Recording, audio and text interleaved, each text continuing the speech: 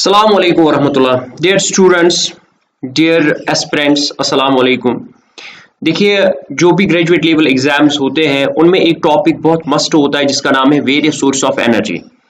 और जो हमारी बहनें फीमेल सुपरवाइजर के लिए प्रिपेयर कर रही है उनके लिए भी ये वाला जो टॉपिक है बहुत ज़्यादा इंपॉर्टेंट है। वेरियस सोर्स ऑफ एनर्जी जो जनरल साइंस में टॉपिक आता है, इसके एमसीक्यूज हम आज कर रहे हैं। और पहला एमसीक्यू हम देखते हैं, a major limitation of tidal energy is high initial investment costs, low energy density, intermittent power generation. ये तो हर कोई लिमिटेशन ही है इसकी, and all of the above. तो इसमें जो आंसर रहेगा वो है ऑल ऑफ द अबव। ठीक है, ये इसका करेक्ट आंसर है। आप पॉज कर सकते हैं वीडियो और फिर आंसर दे सकते हैं। Which of the following statements about hydrogen fuel cells is true? They directly generate electricity through combustion. They require a readily available and efficient method of hydrogen storage. They produce harmful emissions during operation. They are not a viable alternative to traditional fossil fuels. तो इसका answer है they require a readily available and efficient method of hydrogen storage. Correct answer यही है। Concentrating solar power CSP plants utilize, वो क्या utilise करते हैं, किस चीज का इस्तेमाल करते हैं वो? क्या वो photovoltaic sales to convert sunlight directly into electricity? क्या ये है?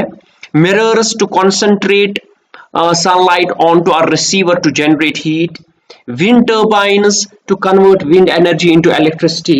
या geothermal heat from the earth's core to produce electricity. तो इसका आंसर है mirrors to concentrate sunlight onto a receiver to generate heat. ये इसका करेक्ट आंसर है। A key advantage of combined cycle power plants is they are fueled solely by renewable energy sources. They are simple in design and require minimal maintenance. They achieve higher overall efficiency compared to conventional power plants. Yeah, they produce significantly lower greenhouse gas emissions. तो इसका answer है they achieve higher overall efficiency compared to conventional power plants. ये इसका correct answer है। Smart grids are essential for integrating a high proportion of fossil fuels into the energy mix, nuclear power into the energy mix, renewable energy sources into the energy mix, या hydroelectric power into the energy mix. तो इसका answer है C part, renewable energy sources into the energy mix. आगे हम बढ़ते हैं। The primary concern associated with large scale deployment of nuclear power is the limited availability of uranium resources, the high cost of constructing nuclear power plants, the potential for nuclear accidents and radioactive waste disposal, या the greenhouse gas emissions produced during nuclear fission. तो इसका answer है the potential for nuclear accidents and radioactive waste disposal. इसका correct answer है। A significant advantage of biogas over traditional biomass fuels like firewood is biogas produces higher levels of particulate matter. Biogas requires less processing and infrastructure. Biogas has a lower heating value compared to firewood. Biogas releases more harmful greenhouse gases upon combustion. तो इसका है biogas requires less processing and infrastructure. ये तो सीधी बात है। A major challenge associated with ocean thermal energy conversion, तो OTEC ocean thermal energy conversion में एक चैलेंज क्या है? वो चैलेंज क्या limited temperature difference between surface and deep water oceans है, डीप ओशन वाटर्स है, या high cost of constructing and maintaining OTEC plants in harsh ocean environments, क्या ये है?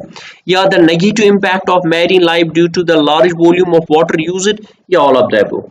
तो इसमें है all of the above.